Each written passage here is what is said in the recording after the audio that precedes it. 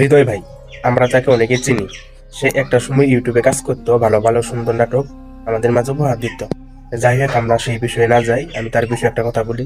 সেটা হলো যে সে কিছুদিন আগে ইউটিউবে এসে একটা কথা বলছে। কথাগুলো শুনে আমার কাছে মনে হয়েছে যে সে যে কথাগুলো বলছে সেগুলো একদম ভালো কথাগুলোই বলছে। এখন সে হলো কি কথা বলছে আমি আপনাদের মাঝে তুলে ধরলাম, আপনারা মনোযোগ সহকারে শুনুন এবং তারপর আপনারা আবার কমেন্টে এসে কমেন্ট করতে পারেন।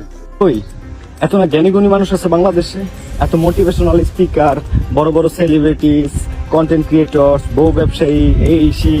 আপনারা ঘুমাই গেছেন গা না চুরি করছেন? হ্যাঁ, নাকি ভয় পেতেছেন যে কিছু বললে আবার নাকি চ্যানেল খেয়া দেয়, পেজ খেয়া দেয়, দেশ থেকে বাই করে দেয় বা জেলে নিয়ে যায়? ভাই একটা কথা বলি, ঠিক আছে, এই যে আজকে যারা লড়াই করতেছে না, এটা কিন্তু তাদের জন্য করতেছে না। আমার ভাইরা যে লড়াই করতেছে, আমার বোনরা যে লড়াই করতেছে, এটা কিন্তু শুধু তাদের জন্য না, এটা আমাদের পরবর্তী প্রজন্মদের জন্য। আপনারা যেন দেশে থেকে ফ্যামিলির সাথে থেকে ভালো ভবিষ্যৎ করতে পারেন, এটার জন্য লড়াই করতেছে। আমাদের মতো যেন ফ্যামিলি ট্যামিলি ছাইরা ইসা কষ্ট করতে না হয়, সেই জন্য লড়াই করতেছে। এই লড়াই শুধু তাদের একার না, বুঝতে পারছেন আপনারা? এই লড়াই শুধু তাদের একার না, এই লড়াই আমাদের পরবর্তী প্রজন্মদের জন্য।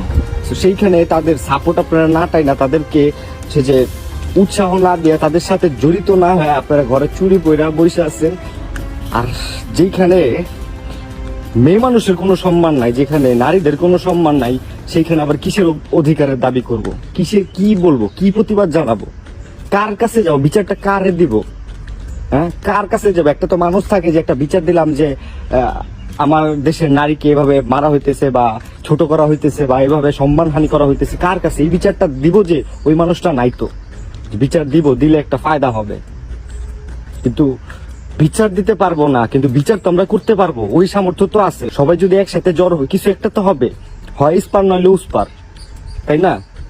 সো ঘরে চুরি পইরা না বসে থাকা, চুরিটা খুইলা তারপরে বাইরে বের হয়ে যান।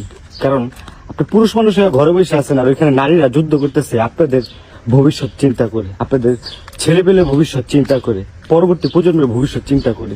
এইমা পড়েন কোনো কিছু না চিন্তা করে।